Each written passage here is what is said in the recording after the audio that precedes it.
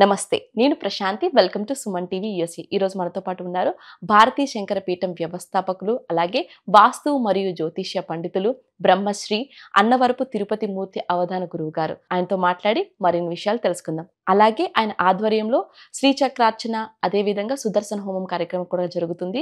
ఈ కార్యక్రమం ఫ్లోరిడా స్టేట్లో టాంపాలో ఘనంగా నిర్వహించడం జరుగుతుంది. ఈ కార్యక్రమంలో పాల్గొనాలి అనుకుంటే స్క్రీన్ పై కనిపిస్తున్న నెంబర్స్కి కాల్ చేసి మీరు రిజిస్టర్ చేసుకోవచ్చు. అదేవిధంగా గురువు గారిని ఆన్లైన్లో అపాయింట్మెంట్ కొరకు లేదా వ్యక్తిగతంగా కలవాలి అనుకుంటే స్క్రీన్ పై కనిపిస్తున్న నెంబర్స్కి కాల్ చేసి అపాయింట్మెంట్ తీసుకోగలరు. నమస్కారం అండి.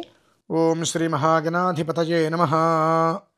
అలాగే గురువుగారు, ఇప్పుడు ప్రతి ఒక్కరికి ఈ మధ్య కాలంలో, ఒకప్పుడు అంటే జాతకాలు రాసుకోవడం అనేది ఉండేది కాదు, కానీ ఈ మధ్య కాలంలో ఎక్కువ చూస్తూ ఉన్నాం. దానికి తగ్గట్టుగా కూడా డెలివరీస్ ప్లాన్ చేస్తూ ఉండడం జరుగుతుంది. అసలు ఇది ఎంతవరకు కరెక్ట్ అంటారు? అంటే మన పుట్టుకని మార్చి పలానా డేట్ ఫిక్స్ చేయడం అనేది ఎంతవరకు కరెక్ట్? వాళ్ళు ఫిక్స్ చేసుకున్న డేట్ కనుక పుడితే అది లైఫ్ లాంగ్ ఆ జాతకం ఉపయోగపడుతుంది అంటారా? తప్పకుండా అమ్మా, మీరందరూ చాలా జాగ్రత్తగా ఈ వీడియో వినండి. బుద్ధిహీనులకి నేను చెప్పట్లా, పనికి మాలిన వాళ్ళకి అసలు చెప్పట్లా. విషయాన్ని అర్థం చేసుకొని మన బ్రతుకులు ఎట్లాగో తగలబడ్డాయి, ఎలా ఉంటుందో తెలిసావట్లా. కానీ మన తర్వాత పిల్లల భవిష్యత్తుని చేతులారా నాశనం చేయకుండా, చెడగొట్టకుండా వాళ్ళకి మంచి భవిష్యత్తు ఇద్దాము అనుకుంటే ఈ ఒక్క వీడియో విని ఆచరించాలి అనేది కోరుకుంటున్నా. ఏంటంటే మాది గర్భం ఎప్పుడైతే కనుక స్త్రీ గర్భవతి అవుతుందో, గర్భవతి అవ్వటానికి పూర్వం 3 మాసాలు ఆ బీజం అనేటువంటి తండ్రి శిరస్సులో ఉంటుందమ్మా. చాలామంది సంతానం కలగట్లేదంటే అమ్మాయిల లోపం ఉంది అంటూ ఉంటారు. ఆ పిల్లవాడి యొక్క శిరస్సులో 3 మాసాలు బీజం ఉన్న తర్వాత తల్లి గర్భంలో పడుతుంది. 9వ మాసంలో జన్మనిస్తారు. 9, 3, 12 దీన్ని మనం ప్రధానంగా పెట్టుకోవాలి. ఈ విషయం మళ్ళీ మాట్లాడదాం. ఇప్పుడు మీరు అడిగింది నేను కొన్నిసార్లు విన్నాను.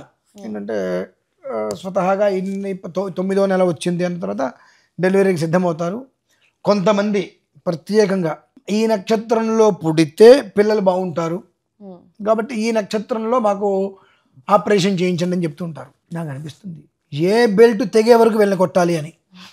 వాడి యొక్క రాతని మార్చేటువంటి శక్తి నీకెవడిచ్చాడు? కానీ ఇక్కడ రహస్యం ఏంటంటే, ఎప్పుడైతే నీకు కృపాకృపపూర్ణంగా ఒక సమయం నిర్దేశించబడి ఉన్నదో, దాన్ని కాదు అని నీకు నచ్చిన నక్షత్రం ఏదైతే ఉంటుందో ఆ నక్షత్రానికి వెనక్కి ముందుకి కనుక నువ్వు జరుపుకొని, అంటే ఉన్నటువంటిది కాకుండా నీకు నచ్చిన నక్షత్రం, ఈ నక్షత్రంలో అయితే కనుక నాకు జన్మ నక్షత్రము, నాకు మిత్ర నక్షత్రం అని చెప్పి కనుక డెలివరీ చేయిస్తే జన్మాంతం ఆ పుట్టిన పిల్లవాడి బ్రతుకు త్రిశంకు స్వర్గమమ్మ.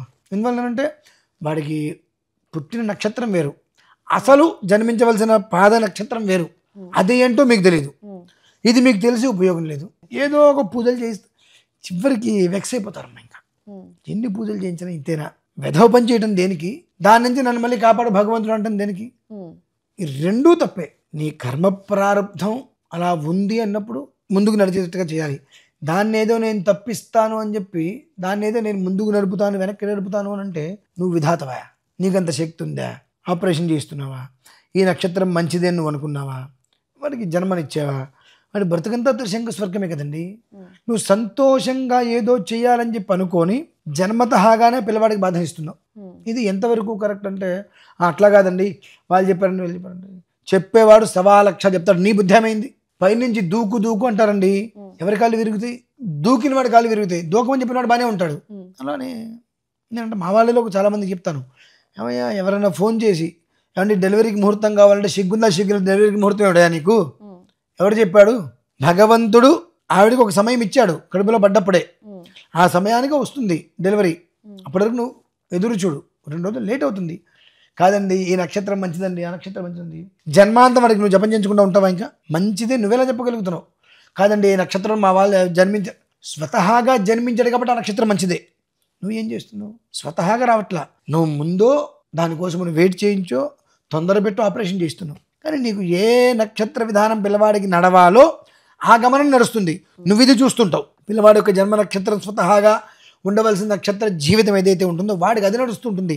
కానీ నువ్వేం చేస్తున్నావు? ఈ నక్షత్రం బాగుంటుందని ఆపరేషన్ చేయించు, కానీ ఆ నక్షత్ర ప్రభావం నువ్వు చూసుకుంటావు, కానీ అది వాడికి నడవదు. అలాగే గురుగారు, ఇప్పుడు ఆల్రెడీ ఒకవేళ చాలా మంది చేంజ్ చేసుకుని అట్లా ఉండుంటారు కదా, ఇప్పుడు చాలా మంది ఇబ్బందులు పడుతూ ఉంటారు. అలాంటి కేసెస్ మీ వరకు వచ్చి ఉంటాయి. మరి ఒకవేళ వాళ్ళు పుట్టిన జాతకం ఉన్నది పనికిరానిది అన్నప్పుడు వాళ్ళకి ఎలాంటి జాతకం చూడాల్సి వస్తుంది అప్పుడు? ఎలాంటి జాతకము అని కాదమ్మా, ప్రధానంగా జన్మాభ్యాసాదు జన్మ ప్రభృతి అని ఉంటుంది. మామూలుగా వాళ్ళకి 2 రోజులు 3 రోజులు సమయం ఇస్తారు, అది కుదరలేదు.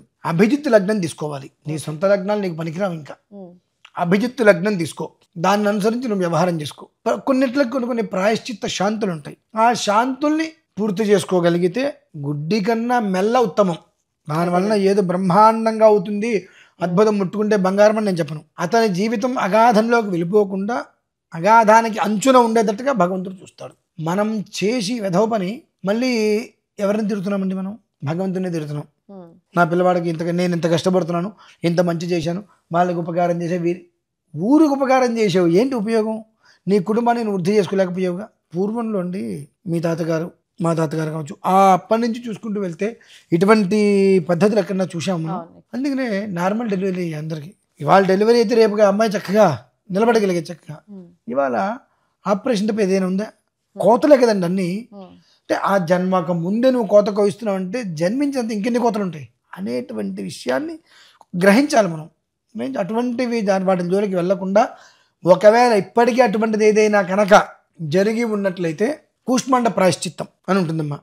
ఆ కూష్మాండ ప్రాయశ్చిత్తం కనుక చేసినట్లయితే ఆ జన్మకృతంగా వచ్చినటువంటి దోషాలని కనీసం మాత్రం 60-65% నిర్వీర్యం చేయడానికి ఆ కూష్మాండ ప్రాయశ్చిత్తం అనేటువంటిది యోగ్యతగా వాళ్ళకి ఉపయోగపడుతుంది.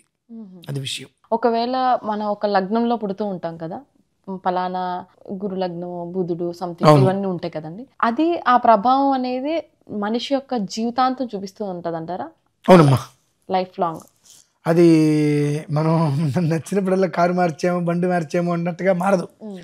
జన్మించినప్పుడు ఏ లగ్నం అయితే ఉంటుందో అదే లగ్నం జీవితకాలానికి ఉంటుంది.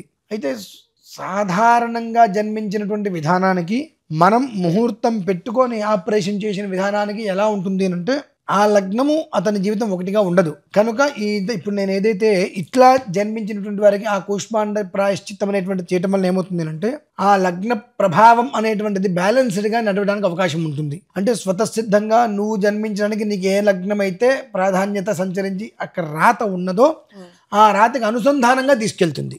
అనుకూలం అనేటువంటిది దరికి రాకపోయినా ప్రతికూలాన్ని రానికుండా కాపాడుతుంది. కాబట్టి స్వతసిద్ధంగా ఉండేటువంటి లగ్నం ఎప్పటికీ మారదు.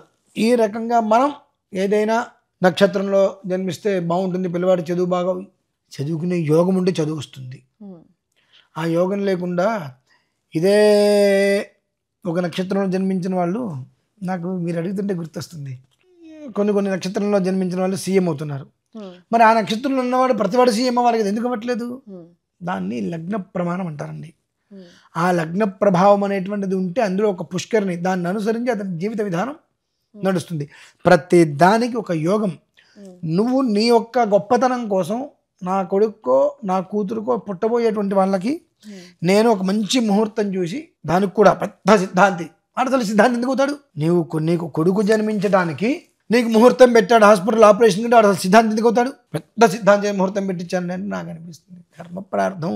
వాడికి బ్రతికినంతకాలం ఎప్పుడు కూడా కంటికి మంటికి ఏకధాటిగా వెళ్ళేటట్టుగా జీవితాన్ని నాశనం చేసుకుంటారు, బాధ అనిపిస్తుంటుంది. అటువంటి వాటి నుంచి వాళ్ళు బయటపడాలంటే వాళ్ళకి కూష్మాండ ప్రాయశ్చిత్తం సరైందమ్మా. ఓకే అండి, ధన్యవాదాలు.